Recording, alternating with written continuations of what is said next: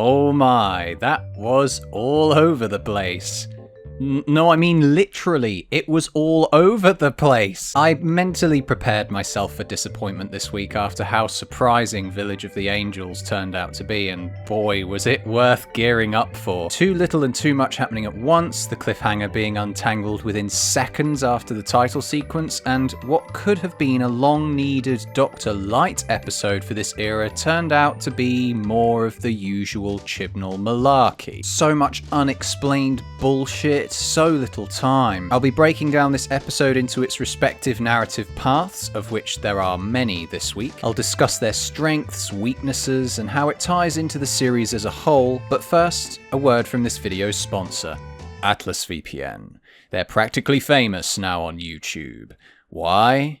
Because their VPN does the goddamn job. Servers built for streaming, easy interface, unlimited devices, works on Android, Windows, iOS and macOS. Essentially, you're changing the nationality of your internet connection to access region-locked content. Say you're in the United States or a country that doesn't have access to Sherlock on Netflix, you can just connect to a UK server and start watching it. This can also bypass videos on YouTube that are blocked in your country or social media platforms that your country's government has decided to block. They are currently offering their famous deal of paying the equivalent of £1.04 per month when you get a 3-year membership. Apparently it's Cyber Month or something, so they're throwing an extra 3 months in for free with this package. Click the big boy link down in the description of this video to grab this deal. Heck, it might even make a good Christmas gift. Now, without further ado, let's get on with the review.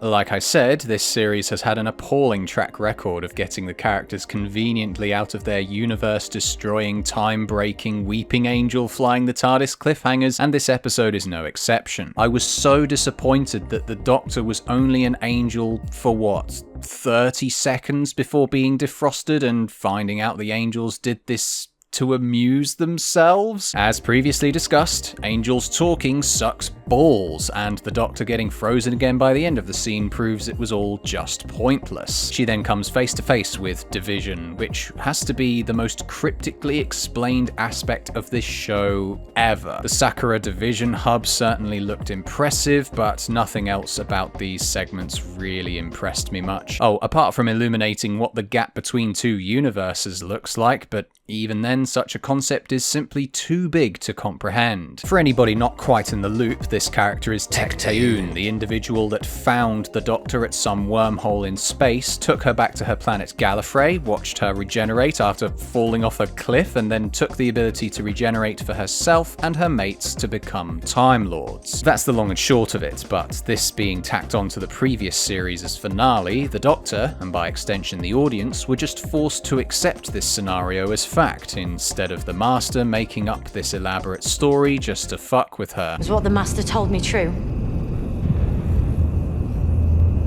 Yes. Now that they've committed to this bizarre backstory, it just makes developing it all the more laughable. Just tell me, where are we? You're being very reductive. You're being evasive. If I had all the time in the world, I would try and make a Pokemon spoof with a wild Tecteun appeared and she'd use double team and the Doctor would say, You're being evasive. and then the text would say, it's not very effective. Anyway, there's a nude that's doing something to try and keep Division intact. Turns out Division isn't just an organization, but one that's stationed literally on the barrier between Universe A and Universe B.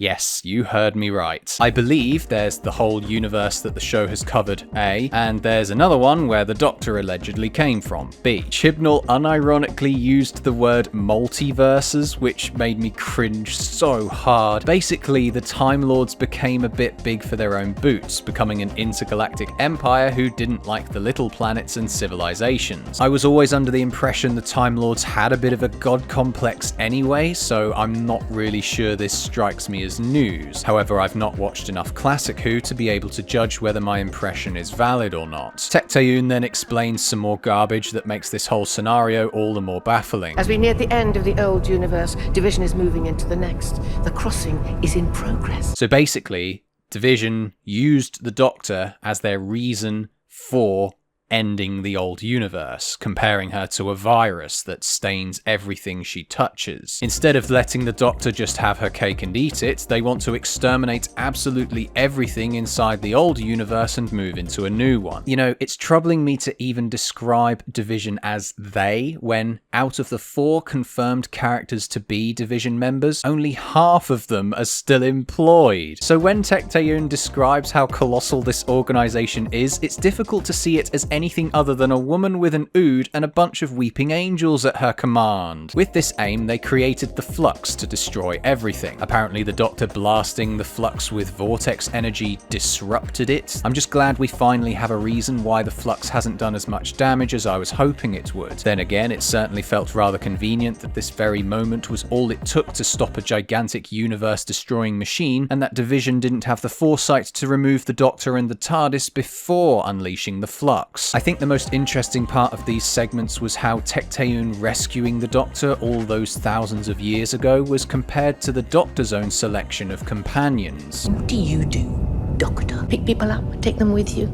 You adopt them, use them for reassurance, for company. They're your experiments, just as you were mine. It had a like mother, like daughter kind of vibe, continuing further when we got told that the Doctor was being kept here to ensure the destruction of the tainted universe. Tecteun seems to occupy a devouring mother archetype in her attempt to hide knowledge from the Doctor and prevent her from having any independence. The ultimate plan, though, is to finalize the Flux to make sure it actually does what it was designed to do. The Ood shows off a map of the remaining universe where we find out that the Earth is going to be the eye of the storm. It's confirmed in this scene that the spooky house in the sky was a memory of hers, and the Doctor is left with an ultimatum: get all her memories back and move into another universe, or die defending her universe against the Flux.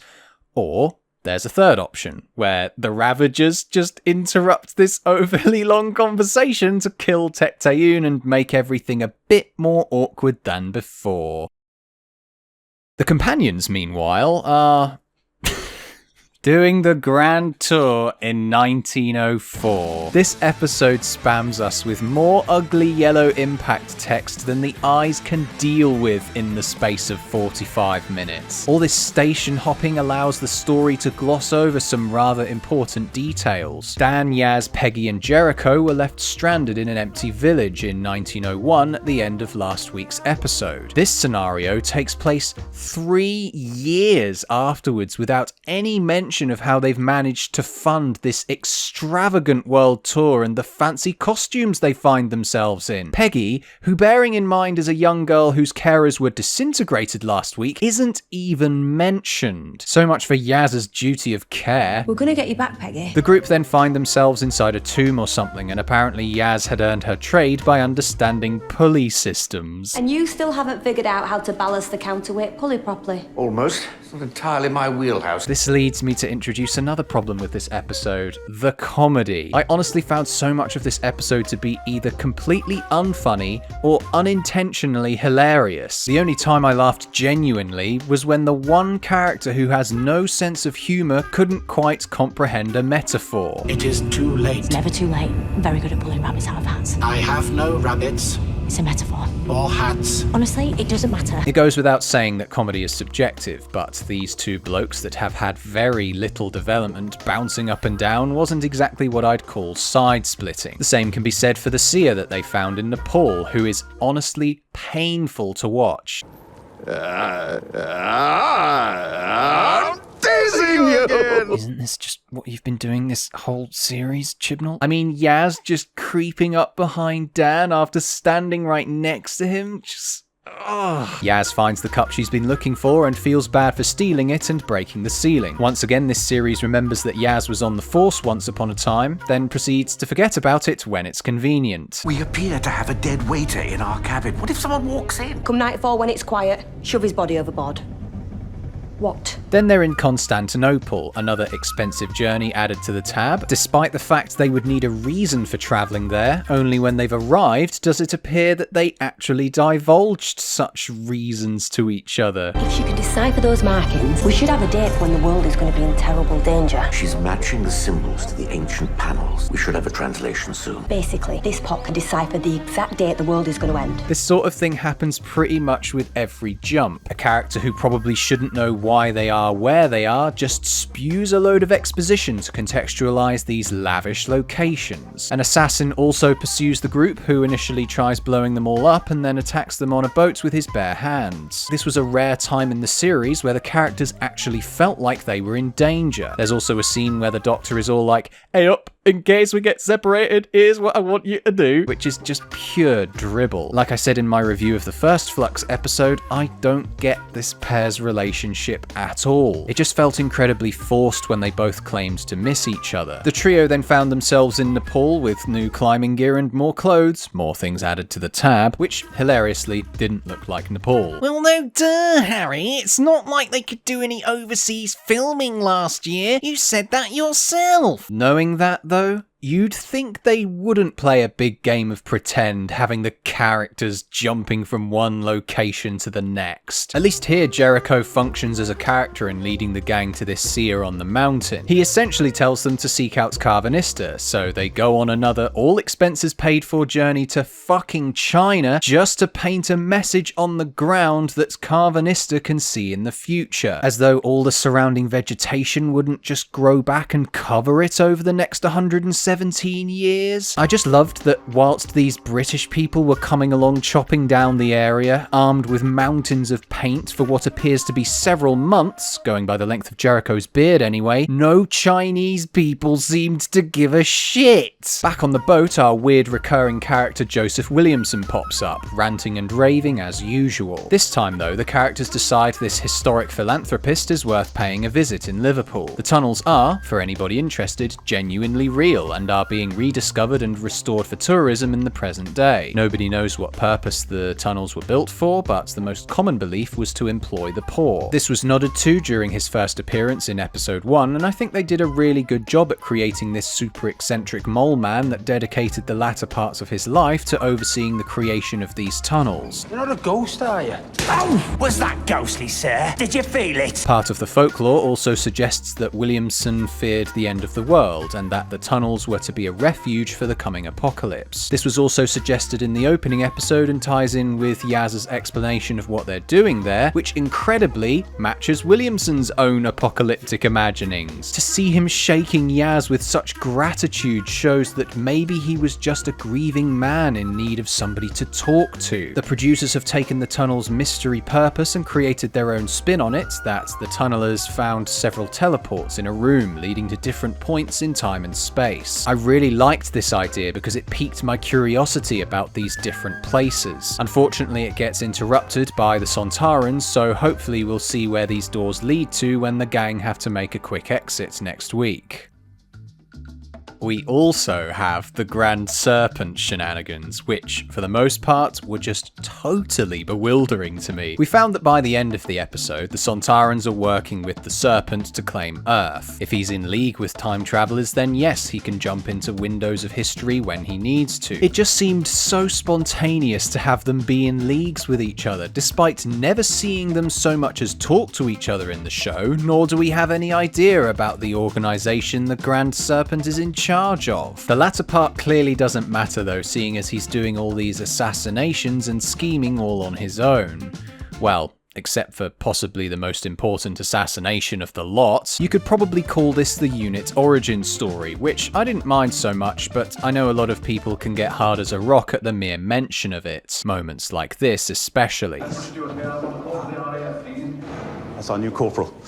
Brought him in after we missed the whole thing at the post office tower. The TARDIS had been picked up and placed in this general's office after being left in the village in the previous episode. Being aware of the Doctor's slacking security with the TARDIS, no, I won't let the matter go, I genuinely feared that this would be the moment this Grand Serpent character was waiting for to take the protagonist's legendary time machine. Instead, these military men show off their new toy for detecting humans and non-humans. It was quite amusing as an audience member to see them more impressed by something that can do one task compared to the TARDIS sitting in the same room. Then the general got assassinated and we didn't get the chance to see this soldier add 2 and 2 together, with the Serpent slipping away off screen to bite another day. He bites again 20 years into the future, this time munching on that guy from Game of Thrones whilst he munches on his lunches. Honestly, I found this whole segment to be absolutely hilarious. I'm not sure if that was the point, but the reptile gag and subsequent polyjuice potion death just had me in stitches. The only real thing I could appreciate about this scene was knowing that the Grand Serpent basically left all those who were loyal to him to die in the part of the universe he used to occupy. Knowing that he was in league with the Psychic Sontarans, him jumping ship and infiltrating an anti-alien establishment certainly makes sense. It will be interesting to find out whether he is closer to the Sontarans' lackey, or if they operate under his orders. We then see him in 2017, where Kate, the Brigadier's daughter, is having a face-to-face about the future of units. I have to commend this segment being in the works since the episode Resolution in 2019. I believe though that unit closed down because of a lack of financing, not because the guy at the top ordered a total shutdown. However, it was nice that they expanded on that rather hilarious phone call, giving unit the proper origin story round-off it deserves. An attempt on Kate's life makes the length of this shutdown more believable, and I found the prospect of her going dark and reclaiming unit to be rather exciting. Oh yeah, and Carvanista showed up this week, where the shield of ships had been put back around the Earth. He's dealing with somebody called Juverost that apparently decided he or she had had enough of protecting the Earth and just fucked off. Speaking of people having enough, I wonder how the planet's been coping without sunlight for this undetermined length of time. Do you think they might have a problem with an alien species isolating the planet in this way? Are there any negotiations between Lupari and Earth to assure them that this is all for their own good?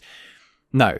We simply don't have enough time to find out about actual world-building elements. Instead, the focus is on Belle and her stolen Lupari craft. One aspect of this episode I liked was Carvanista barking at Belle on the comms, believing her to be a Lupari. Her ship then gets hijacked away from some place that caught her interest. It was great watching this short-lived shootout between Belle and Carvanista, inaccuracies and all, which was interrupted by the Sontarans returning to break through the shield. Can we just appreciate that the big doorway that the Cybermen broke through 2 episodes ago has just been magically repaired for another familiar enemy's entrance? It didn't clock with me until my second watch that this place Belle was heading towards is where Vinder teleports to. It's just not communicated very well that the 2 locations are the same. These specks of blue dots are all you have to go on in this big establishing shot, and also these bricks definitely don't look like they belong on a big pointy thing in space. Apparently Vinder's using some kind of vortex manipulator, but how or why he's at this place is never revealed to us. A bunch of people that were kidnapped last week are disintegrated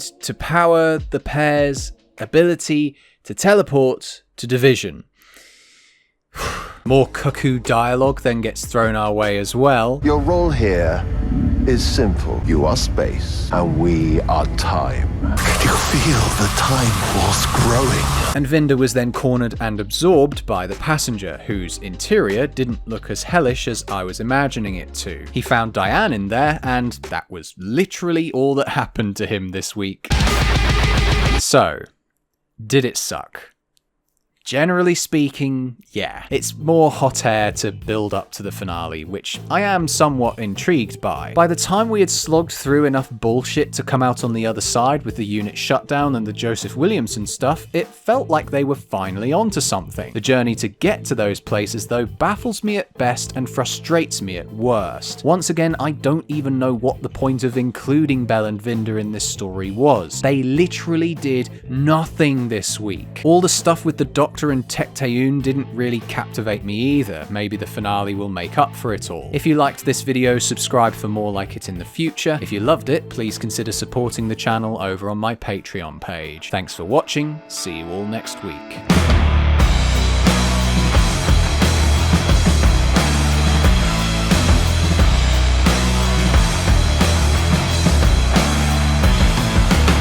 how Tecteun rescuing the... Oh, blah, blah, blah, blah, blah. Try saying Tecteun fast. It just doesn't roll off the tongue nicely at all. The Doctor was being kept here to ensure the Doctor's... Oh, fuck. So they go on an all-expenses-paid trip to giant... Yeah, but... Well, your passport's still in the drawer. It's just one lie after another.